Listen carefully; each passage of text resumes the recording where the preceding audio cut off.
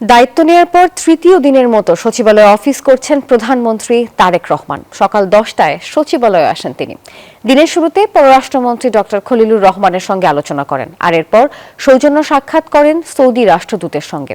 সাক্ষাৎ শেষে শাহজালাল বিমানবন্দরের তৃতীয় টার্মিনাল ইস্যুতে সভায় বসেছেন প্রধানমন্ত্রী, যেখানে উপস্থিত রয়েছেন সংশ্লিষ্ট মন্ত্রণালয় ও বিভাগের কর্মকর্তারা।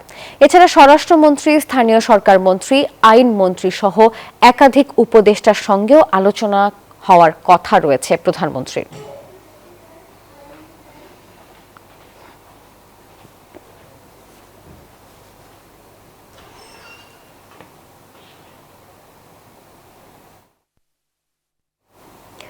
দর্শক, যেমনটি জানাচ্ছিলাম, সচিবালয়ে অফিস করছেন প্রধানমন্ত্রী তারেক রহমান। এই বিষয়ে আরো জানাতে আমাদের সঙ্গে আমাদের সহকর্মী শাহনাজ ইয়াসমিন এখন সরাসরি যুক্ত হবেন।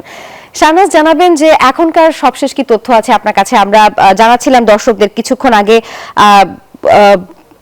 টার্মিনাল ইস্যু নিয়ে আসলে সভা হচ্ছে, আবার তার আগে সৌদি রাষ্ট্রদূতের সঙ্গে সাক্ষাৎ হয়েছে। বিস্তারিত কি তথ্য আছে আপনার কাছে একটু জানাবেন। নাফিস, আপনাকে ধন্যবাদ জানাচ্ছি।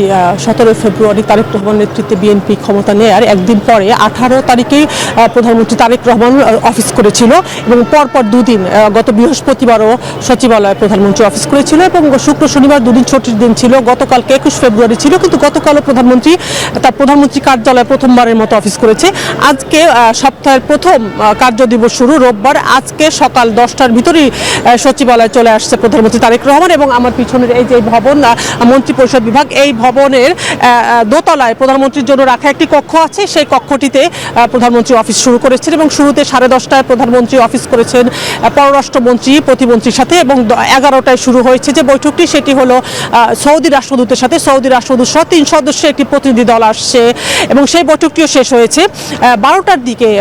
বিমানবন্দরের 3rd টার্মিনাল নিয়ে বিমান মন্ত্রী, প্রতিমন্ত্রী এবং বিমানের সংশ্লিষ্ট যারা কর্মকর্তা আছেন তাদের সাথে একটি বৈঠক শুরু হয়েছে এবং সেই বৈঠকটি মাত্র শুরু হলো। আমাদের এখান দিয়ে যারা গেছেন, মানে প্রধানমন্ত্রী যখন আসেন তখন এই 5 নম্বর গেটে ঢুকেন এবং 5 নম্বর গেট দিয়ে সব মন্ত্রীদের ঢোকা বন্ধ থাকে।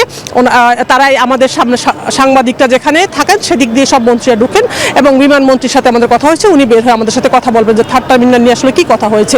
আমরা জানি যে গত 17 বছর আওয়ামী লীগ সরকারের সময় 3rd টার্মিনালের আসলে তারা এটা উদ্বোধন করতে পারেননি। গত 18 মাস অন্তর্বর্তী সরকার এই 3rd টার্মিনাল নিয়ে কাজ করলো। যিনি বাণিজ্য এবং বিমান মন্ত্রী ছিলেন শেখ বসিরউদ্দিন, তার সাথে বহুবার আমরা জিজ্ঞেস করেছি যে 3rd টার্মিনাল কি অবস্থা, উনি উদ্বোধন করতে পারেননি। উনি তার অপারগতার কথা জানিয়েছিলেন শেষকালে এসে এবং আজকে এই বৈঠকটি হলো এবং এই 3 দিনের মধ্যে এই প্রধানমন্ত্রী তারেক রহমানের নেতৃত্বে বিএনপি সরকার আসার পর 3 দিনের মাথায় এই 3rd টার্মিনালে বৈঠক হলো। সো আমরা জানি যে হয়তো এটা নিয়ে পরবর্তী নির্দেশনা থাকবে প্রধানমন্ত্রীর যে আসলে 3rd টার্মিনাল কবে কার্যকর হবে, কিভাবে কার্যকর হবে। কাজের অনেক আসলে শেষ হয়ে গিয়েছে। এদিকে কিছুক্ষণ আগে অর্থমন্ত্রী আমির খসরু মাহমুদ চৌধুরী প্রধানমন্ত্রীর সাথে এই ভবনে বৈঠক করতে গিয়েছেন এবং প্রতিমন্ত্রী এবং পরিকল্পনা প্রতিমন্ত্রী জুনায়েদ সাকি তিনিও এখানে বৈঠক করতে গিয়েছেন এবং 12:30টায় স্বরাষ্ট্রমন্ত্রী, স্থানীয় সরকার মন্ত্রী, আইন মন্ত্রী সহ নজরুল ইসলাম খান এবং মির্জা আব্বাসের সাথে একটি বৈঠক রয়েছে এবং 2টা স্বাস্থ্য বিষয়ক একটি সভা রয়েছে প্রধানমন্ত্রীর সাথে। অর্থাৎ প্রধানমন্ত্রী সকাল 9:30টার দিকে আসার পর থেকে উনি ব্যস্ত সময় কাটাচ্ছেন বিভিন্ন জনের সাথে বৈঠক করে। উনি 3:30 4টা নাগাদ সচিবালয়ে থাকবেন, এরপরে হয়তো উনি যাবেন। এখন যে বৈঠকটি হচ্ছে এই বৈঠকটি হচ্ছে বিমানের সাথে। তারপর হয়তো অর্থমন্ত্রী যেহেতু ঢুকেছে এবং অর্থমন্ত্রীকে যাওয়ার সময় আমির খসরু মাহমুদ চৌধুরীর সাথে কথা বলেছি। উনি বলেছেন প্রধানমন্ত্রী ওদেরকে ডেকেছেন, অর্থাৎ প্রধানমন্ত্রীর সাথে আমির খসরু মাহমুদ চৌধুরী অর্থর এই বৈঠকটি শিডিউল ছিল না। শিডিউলের বাইরেও উনি আসলে মন্ত্রণালয় থেকে বিভিন্ন মন্ত্রী প্রতিমন্ত্রীদেরকে ডাকেন। আমরা সেদিনও দেখেছি স্বরাষ্ট্রমন্ত্রীকে উনি ডেকে নিয়ে আছেন। আমরা অপেক্ষা করছি মন্ত্রীরা বের হলে আসলে আমরা জানতে চেষ্টা করব প্রধানমন্ত্রীর সাথে কি বৈঠক ছিল এবং কিছুক্ষণ পর স্বরাষ্ট্রমন্ত্রী, স্থানীয় সরকার মন্ত্রীর সাথেও আসলে বৈঠক হবে, তাদের সাথে আমরা কথা বলার চেষ্টা করব। নাফিসা। ইয়াসমিন, ধন্যবাদ আপনাকে।